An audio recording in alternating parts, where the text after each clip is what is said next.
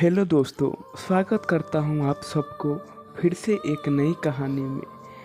पति और पत्नी की भाई-अम्मा की कहानी। जो भी व्यक्ति पति और पत्नी से प्यार करता है वो ज़रूर सुने। यह कहानी है एक गरीब लड़का की।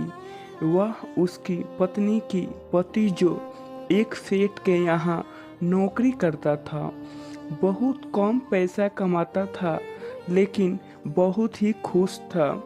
उसकी पत्नी बहुत ही सुंदर थी जिसे वह बेतहा प्यार करता था। उसकी पत्नी की बाल बहुत ही लंबे और सुंदर थे। वास्तव में वह अपनी पत्नी के बालों को बहुत पसंद करता था।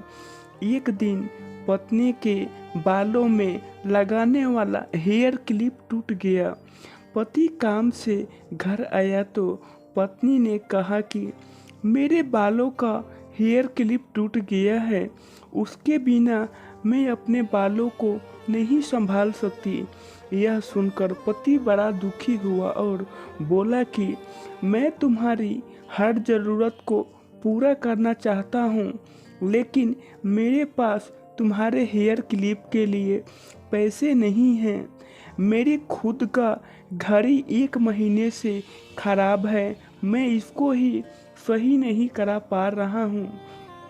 पत्नी ने कहा, ठीक है, मुझे कोई खास ज़रूरत नहीं है। अगले दिन पति काम पर जा रहा था, लेकिन उसको मन में वही बात चल रहा है कि मेरे पत्नी ने पहली बार मुझसे किसी चीज़ की कहा था, लेकिन मैं उसको भी पूरा नहीं कर पाया।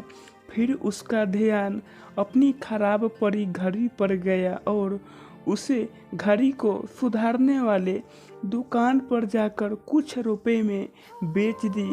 घड़ी खराब थी इसलिए कुछ ज़्यादा रुपए की नहीं गई, लेकिन जितने रुपए का क्लिप आता उतने रुपए मिल गए थे।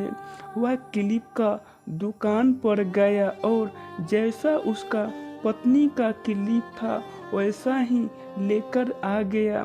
पति बहुत खुश था कि आज अपनी पत्नी को जाकर देने वाला हूँ। पति घर पहुँचा तो देखा कि उसकी पत्नी की जो लंबे सुंदर बाल थे वह बिल्कुल छोटे करवा लिए हैं। पति ने यह सब देखकर पत्नी से कहा कि यह इतने छोटे बाल क्यों करा लिए हो? मैं तुम्हारे लिए नया क्लिप लेकर आया हूँ। पत्नी ने कहा कि मैं बाजार में गई थी और अपने बालों को बेचकर आपके लिए घड़ी ले आई हूँ। यह सुनकर दोनों को आँख में आंसू आ गए और दोनों गले लगकर रोने लगे। यह छोटी सी कहानी हमें यह सिखाती है कि कोई भी कार्य हो, अगर हम उसे पूरे मन से करते हैं तो वह ज़रूर पूरा होता है। तो दोस्त, इस कहानी से हमें यह सीख मिलता है कि हम भी किसी कार्य को अपने पूरे मन से नहीं करते हैं तो ठीक से नहीं हो पाता है। अगर कोई भी काम सिद्धार्थ से करे तो वो ज़रूर पूरा होगा। तो दोस्त, आपको यह कहानी कैसी लगी? अगर आपको पसंद आई हो तो ऐसे ही कहानी सुनना पसंद हो तो बिट्टू वॉल्यूम स्टूडियो को सब्सक्राइब कर लीजिएगा। धन्यवाद। जय हिंद, जय भारत।